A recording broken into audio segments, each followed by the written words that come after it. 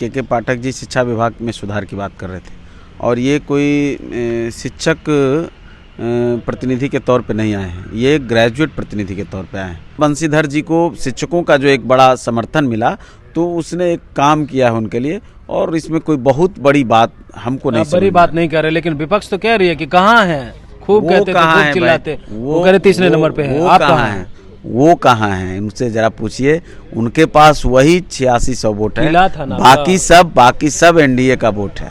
तो किला था ना 22 सालों से, नहीं कल फिर रहेगा। तीसरे नंबर पर आकर के वो खुश हैं तो खुश होने दीजिए। सरकार जब जीतती है, जब हमारे लोग जीतते हैं तो या तो ईवीएम पर ठिकरा फोड़ते हैं या फिर प्रशासन के माध्यम से कहते हैं कि हमने जीत हासिल कर ली। तो जवाब तो उनको देना चाहिए कि उनको आज समझ में आया होगा। वो लालू यादव का दौर नहीं है जब शिक्षकों को किस तरह से अपमानित कराया जाता था, वो काम कम से कम हमारी सरकार नहीं कर रही है। उनको तब खुश होना चाहिए था विपक्ष को जब भाई उनको एक्सेप्ट कर लिया जाता। इसी बिहार में आपने गौतम शिल्पी हत्याकांड देखा, इसी बिहार में रोज़ बलात्कार और हत्या और क्या क्या नाटक सब होता था, तो ये तो उनका असली चेहरा है ना। इस तरह का घटिया बयान मुझे लगता है कि लालू यादव के अलावा देश में और कोई नहीं दे सकता है। तिरहुत स्नातक के जो परिणाम आ रहे हैं वो चौंकाने वाले हैं, क्योंकि जो दावा किया जा रहा था शिक्षकों को लेकर के, चाहे एनडीए हो या महागठबंधन हो, दोनों कह रहे थे कि हमने शिक्षकों के लिए काम किया है, लेकिन वही शिक्षक दोनों को नकार दिए। और इस पर बातचीत करने के लिए हमारे साथ हम पार्टी के राष्ट्रीय प्रवक्ता श्याम सुंदर जी हैं। क्या कहेंगे? आप लोग कह रहे थे कि शिक्षक के लिए काम किए, लेकिन अभिषेक झा को तो हार का सामना करना पड़ा, उसमें भी चौथे नंबर पे है। देखिए, सवाल अभिषेक झा का या एनडीए का और यूपीए का नहीं है। सवाल है कि शिक्षकों ने किनको जिताया। शिक्षकों ने शिक्षक को एक शिक्षक नेता को जिताया है। तो यह लोकतंत्र की खूबसूरती है और हम इसको कहीं से भी इस रूप में नहीं ले रहे हैं कि इसको सरकार को नकार दिया गया। सरकार को नकारने की बात तब होती है जब विपक्ष को स्वीकार कर लिया जाता है। शिक्षकों का अपना एक निर्णय हुआ होगा और उसमें ये उपचुनाव था, तो उपचुनाव में लोग ऐसे भी थोड़ा दूसरे रूप में लेते हैं। तो इसको लोकतंत्र की खूबसूरती माननी चाहिए और उन लोगों से सवाल आपको पूछना चाहिए जो अक्सर सरकार जब जीतती है, जब हमारे लोग जीतते हैं, तो या तो ईवीएम पर ठिकरा फोड़ते हैं या फिर प्रशासन के माध्यम से कहते हैं कि हमने जीत हासिल कर ली। तो जवाब तो उनको देना चाहिए कि उनको आज समझ में आया होगा कि जनता की जब जो इच्छा होती है तो जनता अपने हिसाब से फैसले लेती है और उसमें कोई तंत्र फिर काम नहीं करता है। आपको या आप कम से कम यह तो ज़रूर कहेंगे कि सरकार कोई डंडे के जोर पे चुनाव नहीं कराती है, सरकार कोई प्रशासन का इस्तेमाल करके चुनाव नहीं कराती है और जनता का जो विचार होता है उस पर फैसले आते हैं। क्या लग रहा है कि के पाठक जिस शिक्षक को बर्खास्त किए थे, आज वो शिक्षक अब एमएलसी बन गए हैं। के पाठक भी नुकसानदेह रहे, क्योंकि उन्होंने ही कई नियम कानून लाए जिसकी वजह से उन्हें बर्खास्त भी किया गया। नहीं, देखिए, एक तो आप लोग समझिए कि के पाठक जी शिक्षा विभाग में सुधार की बात कर रहे थे और ये कोई शिक्षक प्रतिनिधि के तौर पे नहीं आए हैं, ये ग्रेजुएट प्रतिनिधि के तौर पे आए हैं। जो स्नातक का उपचुनाव था तो स्नातक के प्रतिनिधि के तौर पे आए। इसमें केवल शिक्षक वोटर नहीं होते हैं, इसमें जो भी स्नातक हैं तो, और मुझे लगता है कि जो भी स्नातक है उसमें 10% शिक्षक होंगे, 90% तो गैर शिक्षक होंगे, तो उनका वोट है। इसलिए इस रूप में आंकना कि के पाठक जी के कारण शिक्षकों ने रिवोल्ट किया या वैसा कोई बात था, ऐसा कुछ नहीं है। हाँ, उनकी एक छवि बनी और किन्हीं कारणों से उनको बर्खास्त किया गया, तो एक शिक्षकों का जन समूह उनके लिए काम किया। तो इसको कोई बहुत उस रूप में लेने की आवश्यकता नहीं है कि सरकार के खिलाफ में या फिर शिक्षा विभाग के खिलाफ में। एक उनके प्रति सहानुभूति गई होगी और सहानुभूति हमारे देश में सबसे बड़ा चीज़ होता है। चुनाव में या अन्य चीज़ों में भी आप देखते होंगे कि लोग बहुत जल्दी सहानुभूति के आधार पे किसी को मदद करते हैं, तो ये ठीक है और हम इसको लोकतंत्र के लिए खूबसूरत मानते हैं। दूसरी बात, ये कोई पहला परिणाम नहीं आया है ऐसा, आपको कई जगहों पे ऐसा दिखेगा। जैसे आपने देखा होगा कि पिछले कोसी के चुनाव में निर्दलीय प्रत्याशी के तौर पे सर्वेश जी चुनाव जीत गए थे।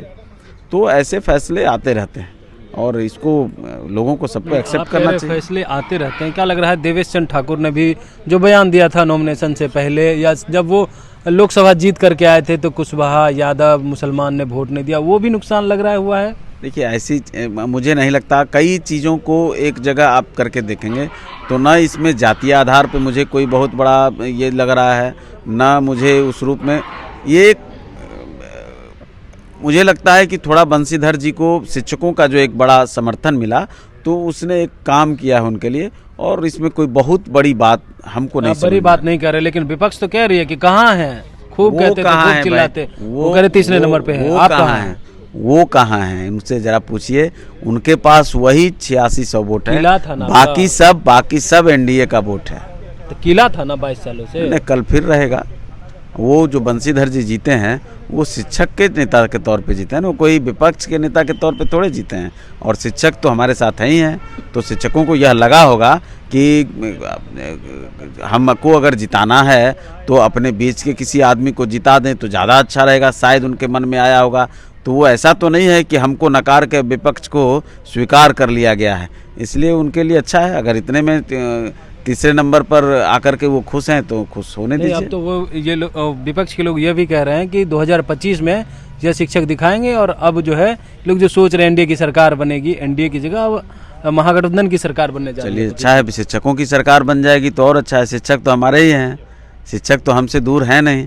शिक्षकों के लिए जितना काम हमारे नेता ने किया, शिक्षक बनाने से लेकर के उनकी तमाम चीज़ों की सुविधाओं का ध्यान रखना या उनको परमानेंट करना, वो तो 1500 रुपये वाला शिक्षक बनाते थे। हमने तो सबको परमानेंट किया और लोगों की बातों को सुना, और समय समय पे आपने देखा होगा कि कितना काम हुआ है। शिक्षकों के प्रति लगातार सहानुभूति पूर्वक सरकार ने निर्णय लिए हैं। सरकार का जो संसाधन है, सरकार के जो इरादे हैं, उसके अनुरूप शिक्षकों से वार्ता के साथ ही हम आगे बढ़े हैं। कहीं शिक्षकों का अपमान या उनका कहिए कि इग्नोरेंस नहीं हुआ है। वो लालू यादव का दौर नहीं है जब शिक्षकों को किस तरह से अपमानित कराया जाता था, वो काम कम से कम हमारी सरकार नहीं कर रही है। उनको तब खुश होना चाहिए था विपक्ष को जब भाई उनको एक्सेप्ट कर लिया जाता। हम तो जोड़ते हैं कि शिक्षकों का जो वोट आया है और जो हमारा वोट है वही एनडीए का वोट है, विपक्ष के पास तो वही 8600 वोट है, बाकी तो सब हमारा ही वोट है। आपने लालू यादव की बात की, आज सुबह सुबह लालू यादव जो सीएम नीतीश कुमार को लेकर के बोले हैं, उस पर क्या कहिएगा? दुर्भाग्यपूर्ण है, और यह बिहार के लिए कह लीजिए कि एक काला दिन है।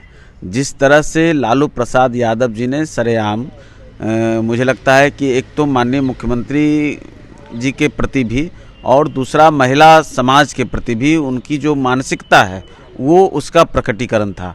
वो जब सत्ता में रहे होंगे तो उनको ये आदत रही होगी और उनका वही मनसा रहा होगा, उनका वही मिजाज है, और उसी का कारण था कि बिहार में जंगल राज था।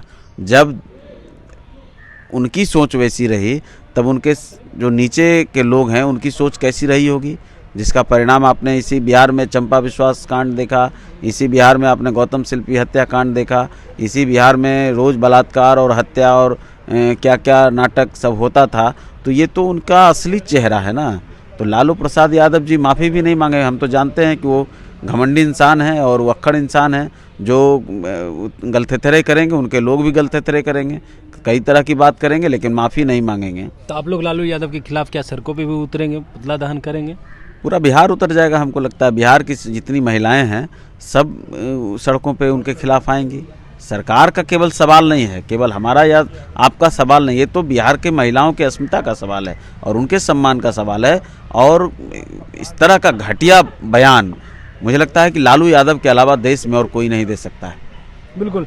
तो आप सुन रहे थे क्या कुछ कह रहे थे हम पार्टी के राष्ट्रीय प्रवक्ता श्याम सुंदर, जिस तरह से लालू यादव ने बयान दिया उसको लेकर के कह रहे हैं, और उनके शासनकाल को याद दिला रहे, चाहे चंपा विश्वास कांड हो या तमाम जो कांड हुए थे उस समय को। वहीं तिरहुत स्नातक क्षेत्र में जो परिणाम आए उसको लेकर के कह रहे हैं शिक्षक तो हमारे हैं, किसी वजह से जो है वो शिक्षक सहानुभूति दे दिए होंगे, लेकिन के पाठक को लेकर के हो या देवेश चंद्र ठाकुर को लेकर के साफ तौर पर नकारते हुए नजर आ रहे हैं। कमलेश कुमार, लाइव बिहार, पटना।